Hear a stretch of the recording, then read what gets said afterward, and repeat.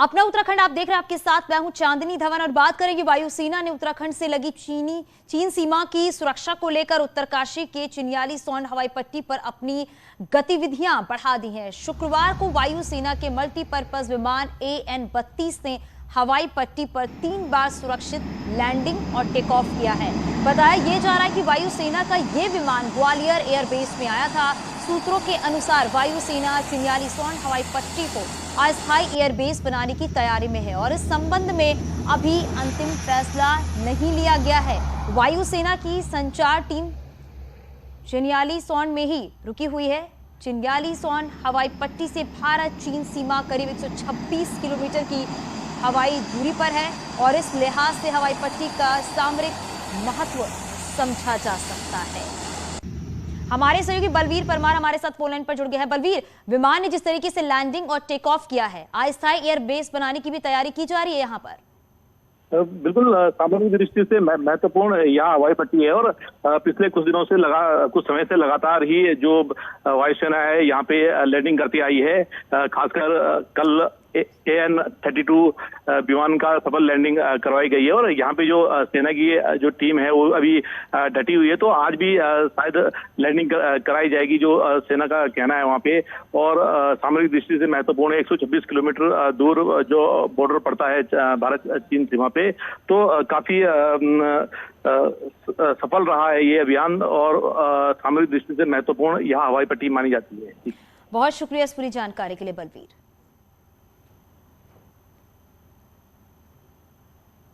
देहरादून से बड़ी खबर मिल रही है। हरेला पर्व के कार्यक्रम में पहुंचे हैं सीएम धामी, जहां पर सीएम वृक्षारोपण कार्यक्रम का शुभारंभ किया है।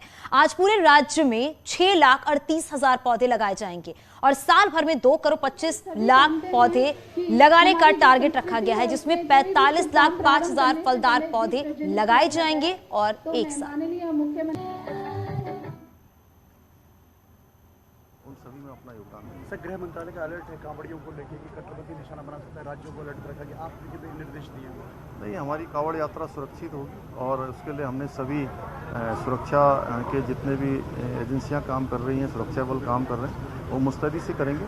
हर प्रकार की समीक्षा हम लोग कर रहे हैं। Thank you.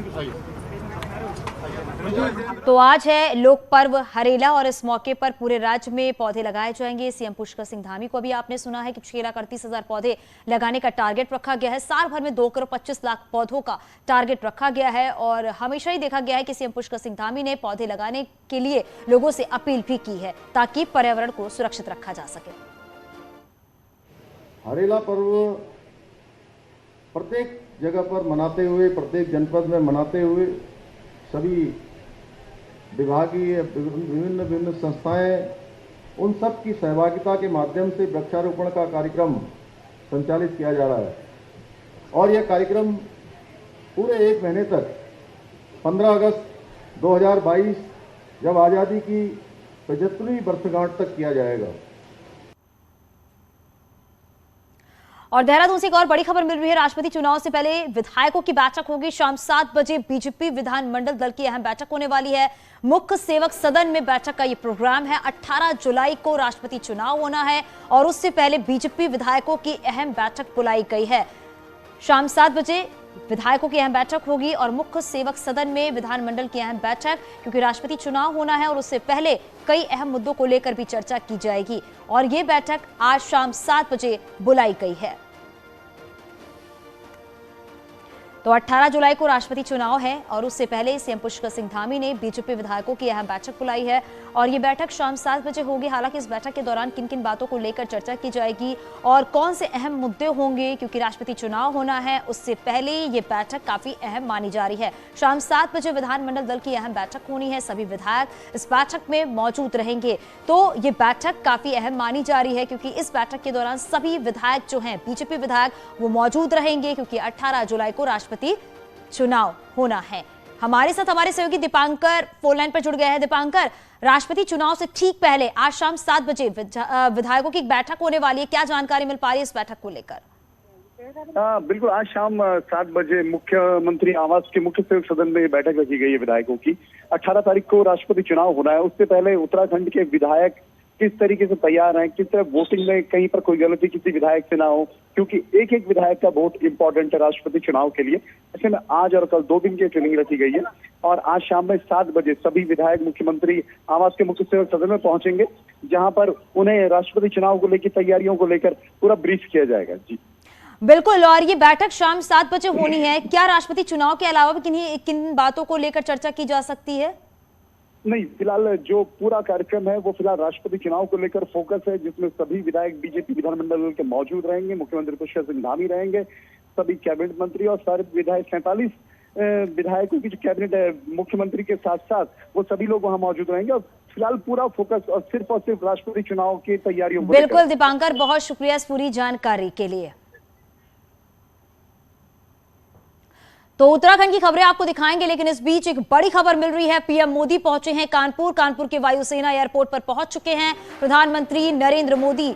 CM Yogi Adityanath भी पहुंचे हुए हैं प्रधानमंत्री नरेंद्र मोदी का स्वागत करने के लिए। कानपुर से जालौन जाएंगे प्रधानमंत्री नरेंद्र मोदी, हेलीकॉप्टर से जालौन जाएंगे पीएम मोदी।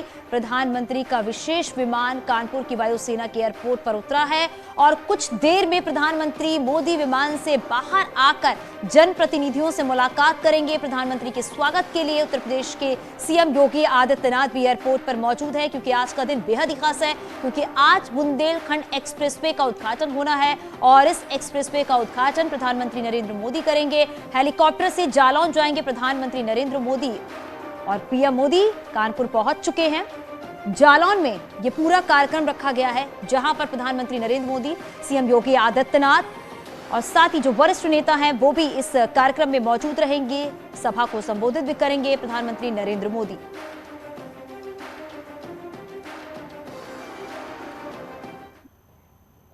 अब बात करते हैं पंचायत चुनाव से ठीक पहले बीजेपी ने हरिद्वार में बड़ी सेंधमारी करते हुए बीएसपी और कांग्रेस के 44 पदाधिकारियों को उनके समर्थकों के साथ पार्टी ज्वाइन कराई है। सीएम पुष्कर सिंह धामी, सांसद रमेश पोखरियाल निशंक, बीजेपी प्रदेश अध्यक्ष मदन कौशिक ने सभी को पार्टी की सदस्यता दिलाई। देहरादून में बीजेपी ऑफिस में यह कार्यक्रम हुआ है, जिसमें खानपुर से कांग्रेस के टिकट पर लड़े सुभाष चौधरी, लक्सर से कांग्रेस प्रत्याशी रहे अंतरिक्ष सैनी, कांग्रेस के प्रदेश महामंत्री सतीश कुमार और प्रदेश सचिव धनपाल सिंह, बीएसपी के प्रदेश सचिव योगेश कुमार, हरिद्वार विधानसभा के अध्यक्ष वीरेंद्र सिंह समेत कई नेता और कार्यकर्ता बीजेपी में शामिल हुए।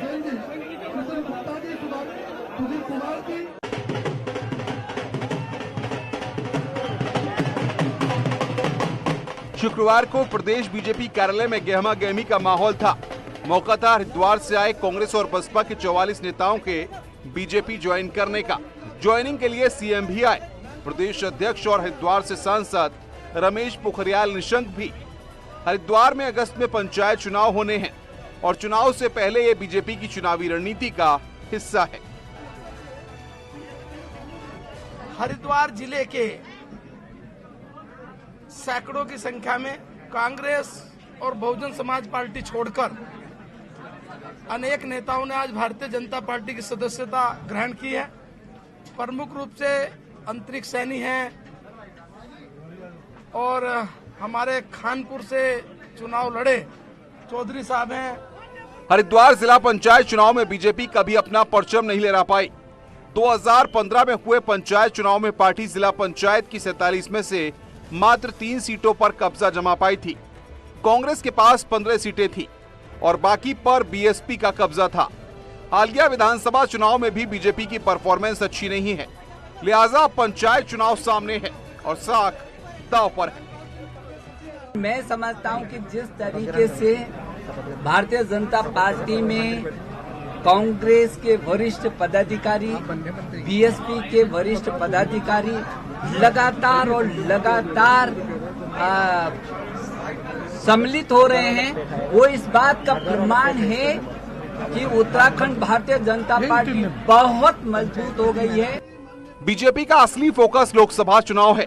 पंचायत और उसके बाद निकाय चुनाव उसकी प्राथमिकता पर रहेंगे, ताकि 2024 के टारगेट को 100% अचीव किया जा सके। देहरादून से न्यूज़ 18 के लिए सुनील प्रभात की रिपोर्ट। कांग्रेस के अंदर चल रही खेमेबाजी ने एक बार फिर बीजेपी को